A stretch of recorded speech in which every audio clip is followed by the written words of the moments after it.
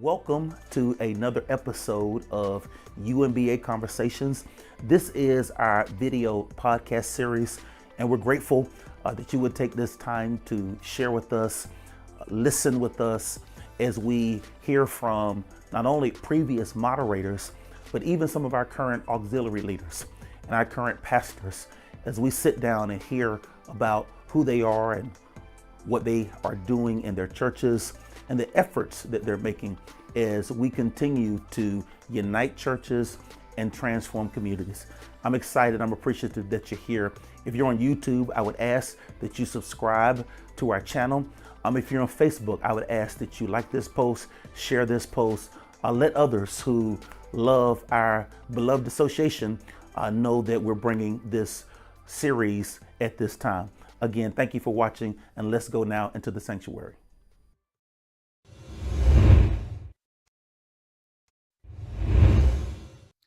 Praise the Lord, everybody. It's another day's journey, and we're glad about it. We welcome you and we invite you in today to our UMBA Conversations. This is our podcast series we've been doing now. We've heard from several of our former moderators, and we've been sitting down now with current leadership. I'm ecstatic to have with us today the man, the myth, the legend. He needs no introduction. He was born Baptist and born UMBA, but can't say thank you to him enough for his ongoing support. He's going to be a blessing today because he has historical context and he's currently serving with us. But let me welcome the Reverend Jamaine Smith. God bless you, sir. What's up, my brother? How you doing, sir? I'm doing well, man. It's good to see you. Good to see you as well. Most people know you, but everyone may not. Can you just tell us, before we even get to UMBA, tell us a little bit about yourself? Because I can tell you just been baptized in church and whatnot. So tell us a little bit about your journey, man, where you're from and kind of what got you to this place. All right. Yeah. Well, as you know, my name is Jamaine Smith, and I grew up in the city of Lynchburg, Virginia, where I have spent all of my life in church. I haven't been perfect all my life.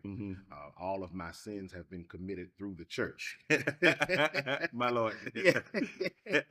Yeah, but I've been in the church, the Baptist church, all my life, and have been a part of association work ever since I was a child, even convention, state congress, and all of that in the state of Virginia. And so I have seen it all. I've seen it all. My grandfather was a deacon. My grandmother was a deaconess.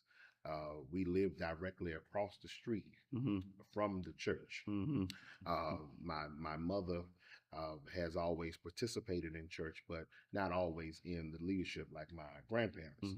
And so we lived right across the street from the church. I was never late. Always on time. A few steps and I'm in the building. Yeah. And so the church has been a part of my life, all of my life. And I have been in the Charlotte area since 2001. Okay. And have served several of our UMBA churches prior to UMBA being in existence. I've served several of our churches, Ebenezer Baptist Church and my home church, Greater Galilee. Okay. Yes. And so I love the Baptist church. I believe in it. And even still being fairly a young man, I believe strongly in the Baptist church. Absolutely. Absolutely. So you grew up playing. Who taught you? I actually started playing by ear. Really? Yeah. I started playing by ear. What I would do, I would go over to my home church in Lynchburg, right across the street, while the custodians were being there cleaning. And so I go in there and bang on the instruments. And I admired the musicians in such a great way. They used to wear robes. So I would go get me a robe and put it on. And I'm talking, I'm like 5, 6, 7 years old with a choir robe on.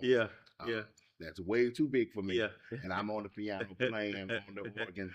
And so my banging turned into music. The Lord touched my hands and it turned into music. And I took some lessons for a little bit.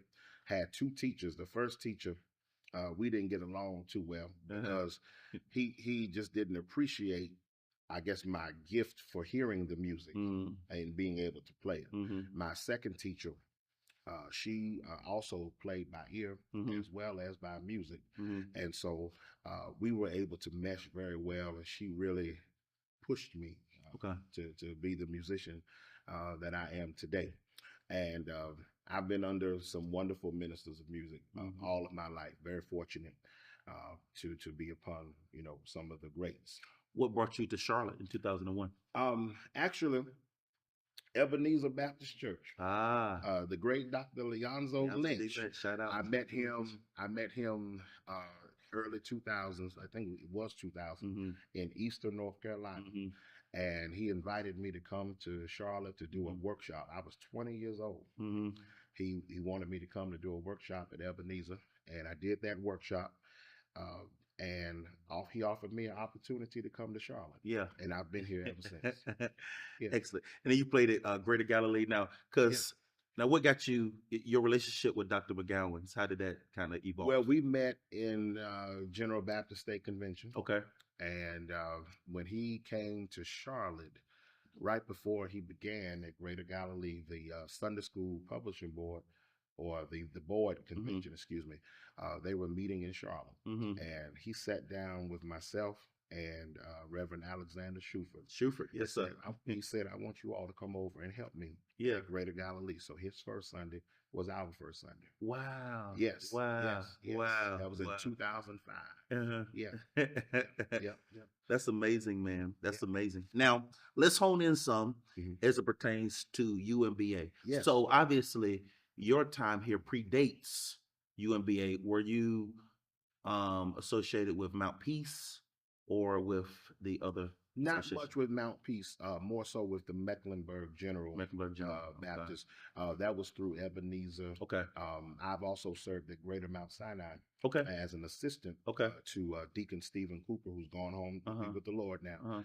But he was one of the legendary ministers of music in this city.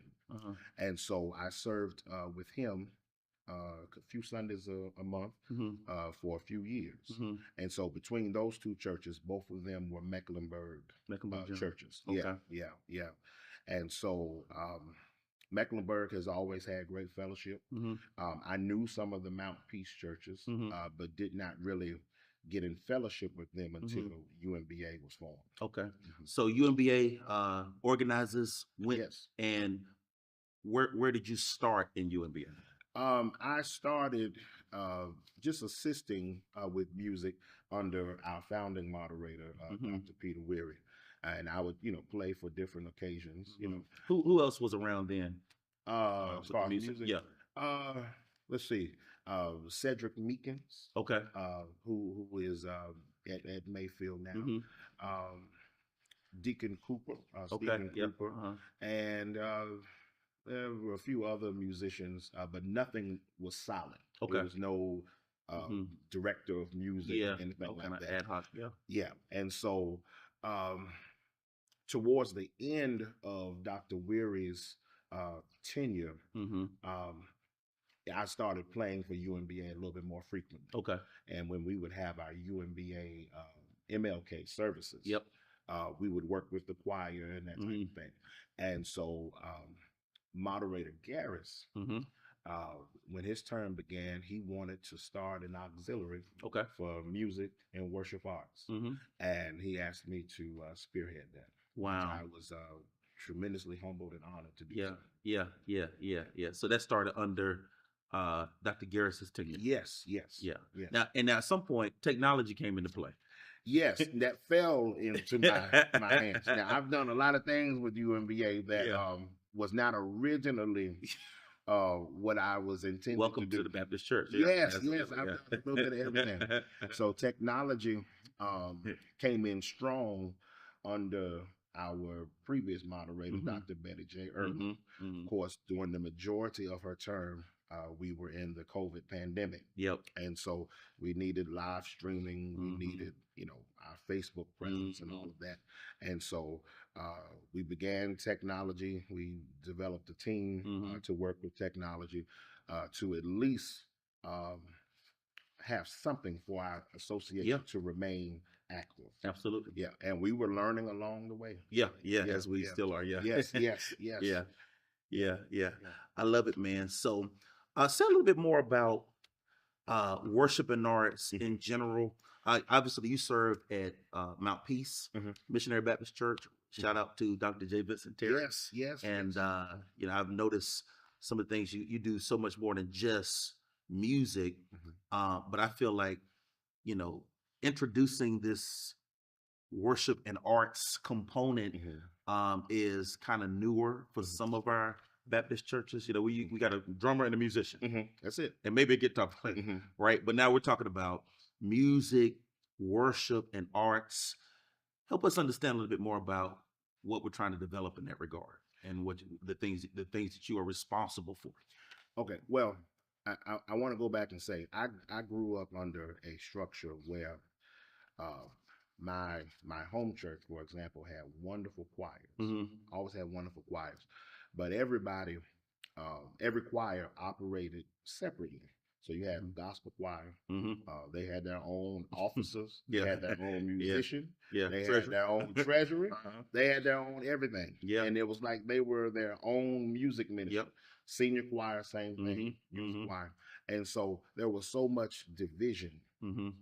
among music ministries, Mm-hmm. not just in my home church, but music ministries all over the country. Mm-hmm. And so for years, every Baptist church, for the most part, kind of operated separately Mm-hmm. with music. Not too much togetherness. Mm-hmm. A lot of the older people don't want to sing with the younger people, Mm-hmm. vice versa. And so over, I would say, the past maybe 10 to 15 years, Mm-hmm. um, the worship ministry concept has been coming into the Mm-hmm. Baptist church, Mm-hmm. where you have more of a collaborative effort. Mm-hmm. Choirs, dance ministry, Mm-hmm. musicians, all operating under one umbrella, Yep. with one leader, one set leadership, Mm-hmm. and everybody working in concert Mm-hmm. together. Mm-hmm. And so um, I believe the example of that uh, just brings the church in general together. Mm-hmm. It's a model for unity. Mm-hmm. Yeah. Mm-hmm. That's awesome, man. So, as our director of the music, worship, and arts Mhm. piece, you're an auxiliary leader. What are your current responsibilities within the association? If you not as much the stuff you just get asked to do because you would. Yeah, I won't get into that. Right, and we appreciate you. You are Yeah. a Swiss Army knife God bless you. in that regard. And one of the things I wanted to do, and you and I have had this conversation, is I want you to be able Mhm, to lock in on that. mhm, And it's just like in churches sometimes, man, a lot can fall on mhm, those who are just willing to be there, mhm, happy. You do it one time, you got to do it every time. mhm, And so, we hope to, as we're trying to bring in more support, mhm. more volunteers, Yes. we can kind of get you a little bit more locked in on, because it's so important. Mhm. But share with us what that is in the context of UMBA and what you do. Well, one of the things that we do for UMBA is we provide music for all UMBA sessions Mm-hmm. by forming a choir or praise team, providing a musician, whatever is needed musically Mm-hmm. for all UMBA events.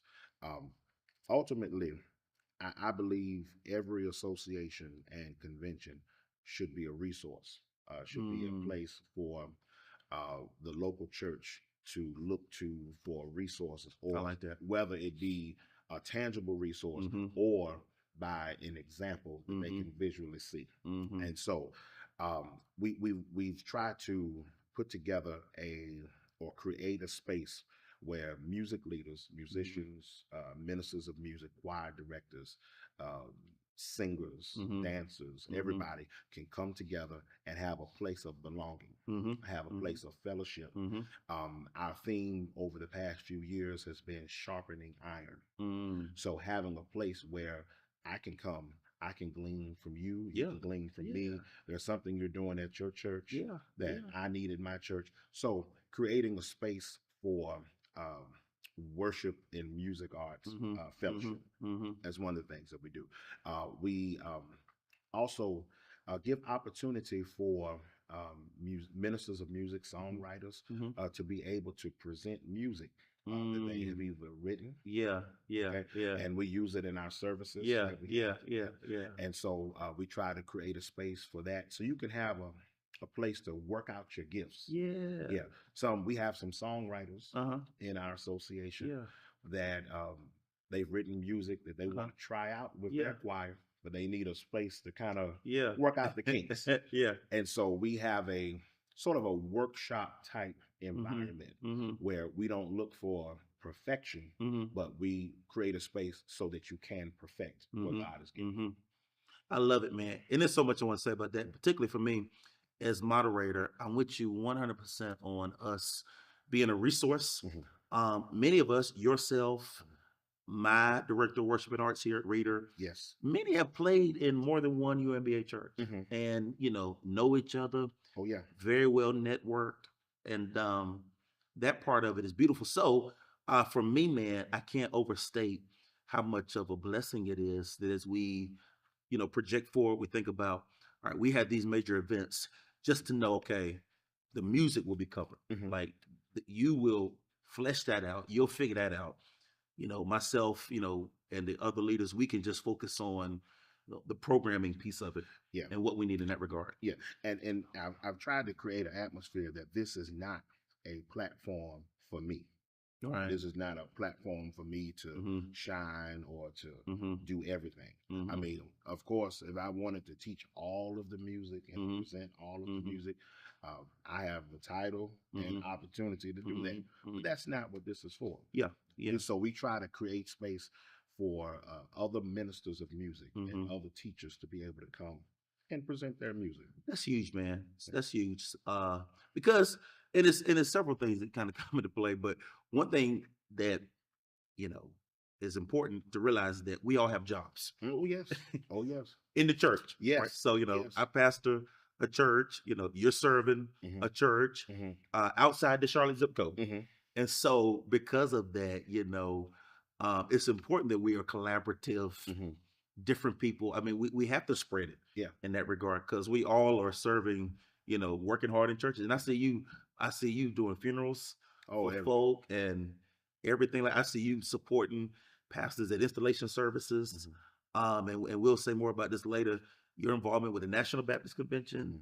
Man, you have, the Lord has really enlarged your territory and it's a blessing.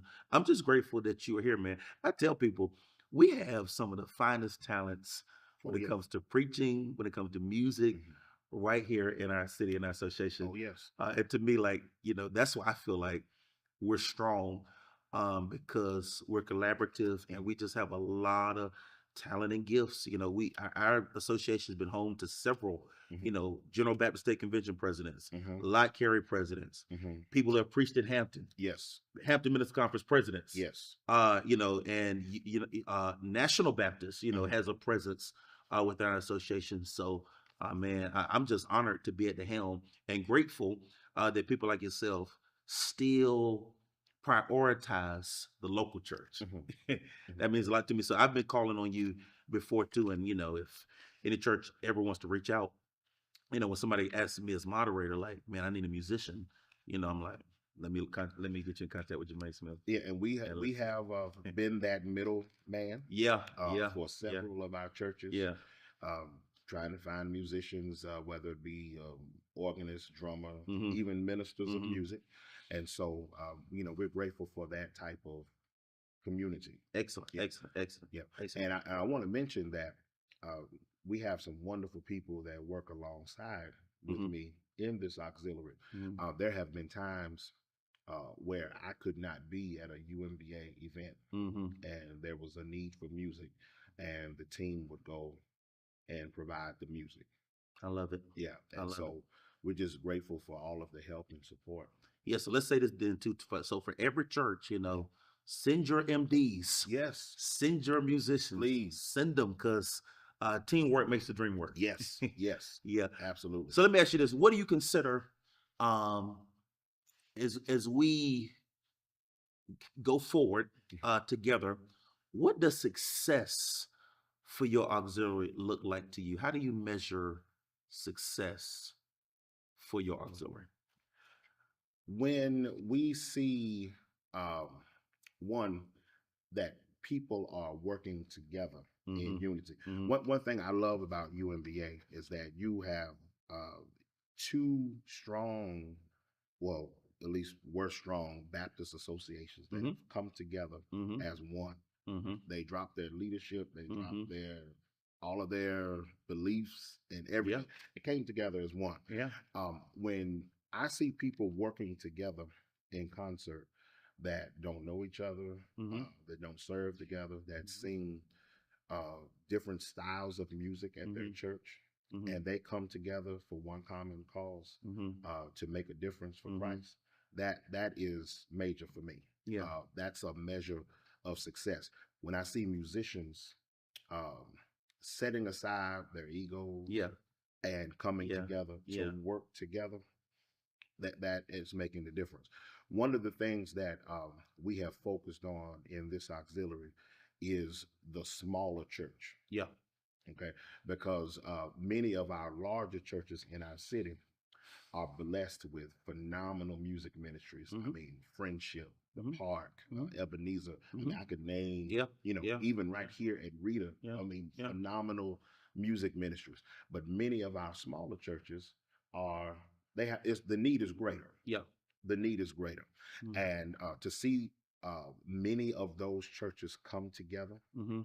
and take back information, take back Absolutely. music, that is a measure of success for me. Yeah, I love it, man. One of the things I hope that you'll help me on, Mhm. as we, you know, as we're able to kind of get some of the organizational and structural things in place is Yes. networking these churches. Mhm. Because to your point, my thought process is there's a church over here that's going to upgrade a piece of equipment next year. Yes. And what they are going to put in the closet Mhm. will be something that another church Yes. could greatly use and would be an upgrade for Absolutely. them. Absolutely. So, for me, man, it's just about we got to know our neighbors, Yes. know where these churches are, what they have. Even you came in today and you hadn't been in my sanctuary in a little while. Mhm. And, we talked about all the musical equipment Mhm. that we have and that kind of thing so that you can know what we have. And, when there comes a time where hey, I have a conversation, hey, we're getting ready to upgrade this or move on from this. Mhm. Do you know a church Mhm. that could use it? We want to be able to Oh do yeah. that kind of stuff too. So it's so important, man, and that's biblical. That's biblical. Oh yes. That the you can use whatever language you want to use, but it talks about bearing the infirmities of others, or Mhm. how the strong are to engage the weak, and Mhm. those kind of things. So, man, that's important to me. To me, that is what uniting churches and transforming communities looks like. Mhm. Is us helping other churches Yes. or being helped by other churches Mhm. do what we do just a little bit better. Yes. Just a little bit better. So I appreciate you for that. What would you say, friend, is the one of the greatest challenges within this season as you lead this auxiliary? Uh, well, I will say post COVID, Mm, it has been a challenge in pulling people back together. mm-hmm. Um, Even developing choirs again has Yeah. been a challenge. Mm-hmm. Prior to COVID, easy to get 50 people to sing. Yeah. Now it's a struggle. Yeah. Um, but even And are you saying too? I mean, a few churches even having, oh because yes, the association is no greater than the collective of the churches. yes, The churches seemingly don't have yes, yes, choirs as much. yes. Many have reduced to praise teams, and Yeah. it worked for them during COVID, Mm-hmm. and so they are of the mindset, let's continue this. Mm-hmm. But I'm call me old school. I just believe in a choir. Yeah. There's Yeah. nothing like a choir Yeah. in a church, and so seeing that emerge again has been a challenge. Um, in the context of association work, uh, getting um, pulling in ministers of music have been a struggle. A lot of our churches, we've had great support from many of our ministers of music, but many of them we've reached out to may not have gotten a response. We've asked them to come and teach music, come and present music, and we may not get a response. Um, Pulling people together has been the hardest thing. Um, but we're making progress. Every small bit of progress is better than what we were. Absolutely, absolutely. And I feel like, one of the things too, and this motivates me to keep trying to keep striving, is that turnover in our city. Turnover. There's turnover in pulpits. There's turnover within churches, and some of the newer people who come, perhaps their heart is a little bit more tender and they're a little bit more open to collaborative efforts. Yes. And stuff. Yes. Yeah, but it's a lot of gifted folk here in Charlotte. Yeah. When I hear of new ministers of music coming to the city that are not from Charlotte, I try to connect with them as quickly as possible. Yeah. Because Charlotte is a wonderful city, wonderful church community, but it is a different church community. And knowing the culture here is very, very important. It is. Yeah. It is. It is. Yeah. It is. It is. Knowing the culture. Because in each church, you might get, you might get Sir Baptist, or you might get hymn choir, and everything. Yes. In between. Yeah. And in our churches that have hymn choirs, there's a different dynamic in the overall. Yeah. That is not in a church that does not have a hymn choir. Right. Yeah. Right. And so it's a wonderful dynamic. Yeah. But you got to understand it. Yep. And some of our ministers of music have come from other cities, and they may have been successful in those cities. But when they come to Charlotte, it can turn to a dark place. Yeah. Context, man. Yeah. Context is so huge. So I appreciate you for that. Yeah. Where do you see your auxiliary going in this next season? Where do you see your auxiliary going? Well, I'll say our past annual session really gave me hope, because that was the strongest attendance that we've had since COVID. Yeah. New people, new musical presenters, new ministers of music.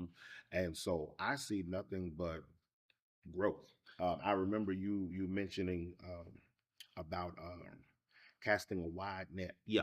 I see our net just widening. Yeah. And we have new people that are participating now in the music auxiliary, and they're very excited and engaged. And so I see nothing but expansion. I'm looking forward to us coming together for our upcoming MLK in all of the sessions that we have in 2025.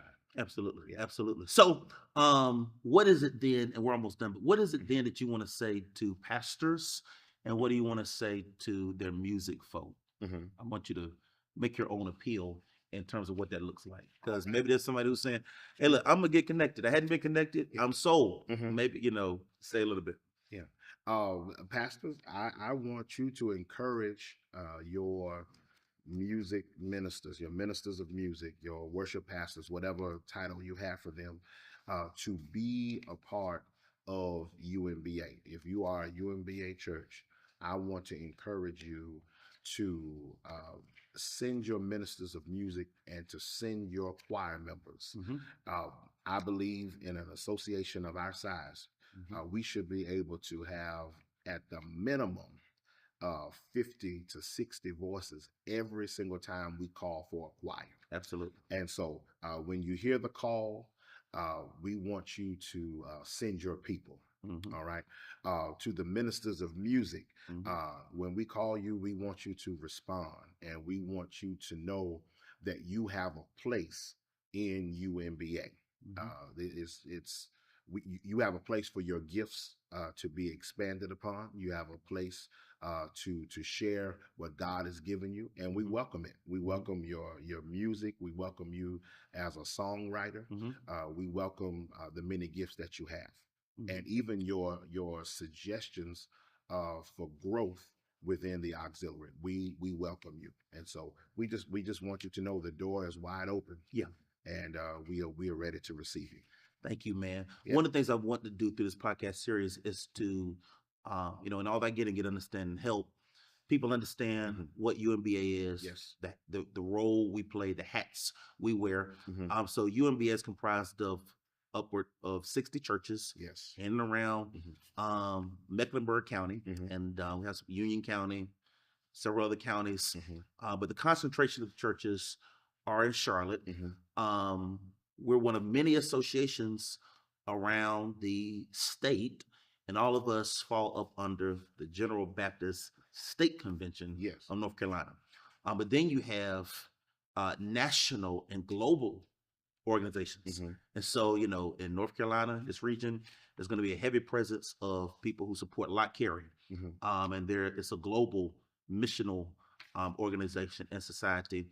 And then, of course, the largest, probably the largest convention, particularly Black convention in the nation, if not the world, is the National Baptist Convention of USA. You have recently taken on a role within the National Baptist. Help us understand what that is. Well, I have been participating in the National Music and Worship Arts Auxiliary for the past, say, about 7 years. And here recently, as you know, we have a change in convention leadership. Yep. And my brother, my longtime friend, Dr. Quintrell Burrell, has been elevated from the music director for our convention to now being the vice president of our music and worship arts auxiliary. And Pastor Burrell being another UMBA pastor. Another UMBA pastor. New Hope Baptist Church, right in Charlotte. Yep. Pastor and phenomenal musician. Phenomenal musician. And so he thought enough of me to recommend me to be the regional vice president for the auxiliary for the Southeast region, which covers the states of Virginia, North Carolina, South Carolina, Georgia, and Florida. And so one of our responsibilities is to recruit individuals within that area to participate in our national auxiliary. We will also host a regional summit conference, if you will, for our National Baptist Music and Worship Arts Auxiliary. It'll be in 2025.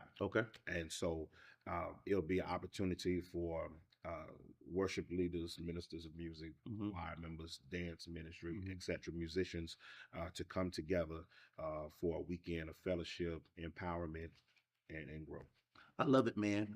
You got me excited about the future of our association, the future of our state convention, and just where it is that we're going. I think there's still I'm with you on what you said earlier, man. I think there's still an interest and an appetite for good old choir music. It is. It is good old choir music, and where there are churches who are perhaps kind of struggling, maybe the association becomes a chance to kind of see it done that way as well. Absolutely. So, I'm grateful, man. I'm grateful. Well, look, I can't say thank you enough for your time, man. This has been rich. So when you see him, Pastor Smith, when you see him at different UMBA events, feel free to come up, make yourself known to them. Please. Get involved. Reach out to them. How can they reach out to you if they want to? You can reach out to me through email. Through email, UMBA Worship Arts at gmail.com. Excellent. That's UMBA Worship Arts at gmail.com. Would love to connect with you. Excellent. Man, look, you're a busy man. Thank you so much. Thank you, sir. For what you do, and I'm excited about us going forward together. Thank you so much. Looking forward. Thank God for your leadership. Thank you, sir. Thank you. Sir. Look, appreciate you sharing this time with us, and we'll be back soon for our next episode of UMBA Conversations. May God bless you and have a smile upon you. God bless you.